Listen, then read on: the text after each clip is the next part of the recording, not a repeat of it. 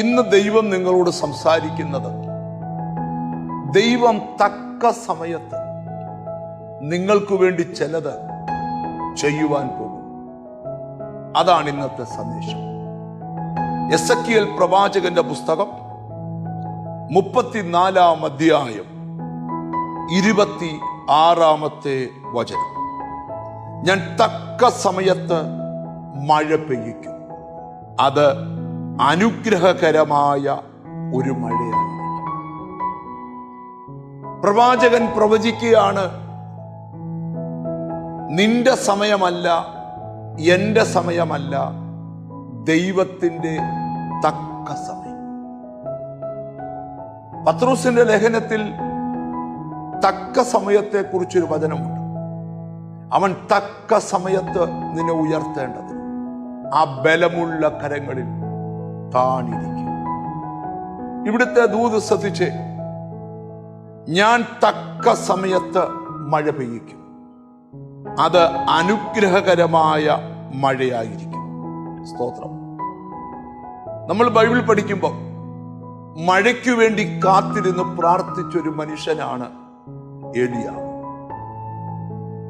ഏലിയാവ് മഴയ്ക്ക് പ്രാർത്ഥിക്കുമ്പോൾ മഴ തേടി ഏലിയാവ് പോകുകയല്ലായിരുന്നു, ഏലിയാവിനെ തേടി മഴ വരികയായിരുന്നു. ഞാൻ ഇന്ന് ഈ വചനം കേൾക്കുന്നവരോട് പറയാം, നീ ഒന്നും തേടി അങ്ങോട്ട് പോകണ്ട, നിന്നെ തേടി സകലതും നിന്റെ അടുക്കലേക്ക് വരും. നമ്മൾ ബൈബിൾ പഠിക്കുമ്പോൾ സ്തോത്രം, നോഹ പെട്ടകം ഒരു സ്ഥലത്ത് പണിതു വെച്ചു. നോഹയുടെ പെട്ടകം തേടി വെള്ളം പെട്ടകത്തിന്റെ അടുക്കൽ വരികയായി. ശീമോന്റെ പടകിൽ യേശു പ്രസംഗിക്കാൻ കയറി. ശീമോൻ മീൻ തേടി അങ്ങോട്ട് പോകുകയല്ല, ശീമോന്റെ വല തേടി മീൻ പടകിനടുക്കലേക്ക് വരികയായി. ഇസ്രായേൽ മക്കൾക്ക് വിശന്നപ്പോൾ മന്ന ചോദിച്ചവർ അങ്ങോട്ടോടിയില്ല, മന്ന അവരിയ്ക്കുന്ന സ്ഥലത്തേക്ക് വരികയായി. ഇസ്രായേൽ മക്കൾക്ക് ഇറച്ചി തിന്നാൻ കൊതി വന്നപ്പോൾ കാടപ്പക്ഷിയെ തേടി അവർ അങ്ങോട്ട് പോയില്ല, അവരിരുന്നിടത്തേക്ക് കാടപ്പക്ഷി പറന്നു വരികയായി. അങ്ങനെയെങ്കിൽ ഒരു ദൂത് നിങ്ങളോട് പറയാം, നിങ്ങൾക്ക് ഒരു മഴ വരാൻ പോകും.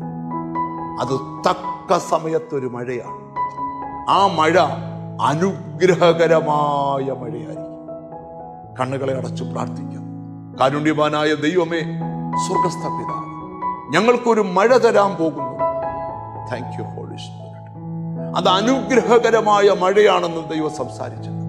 എന്നോട് ചേർന്ന് പ്രാർത്ഥിക്കുന്ന മക്കളെ, നിന്റെ നാമം ചൊല്ലി പിതാവിന്റെയും പുത്രന്റെയും പരിശുദ്ധാത്മാവിന്റെ നാമത്തിൽ അനുഗ്രഹിച്ചു പ്രാർത്ഥിക്കുന്നു.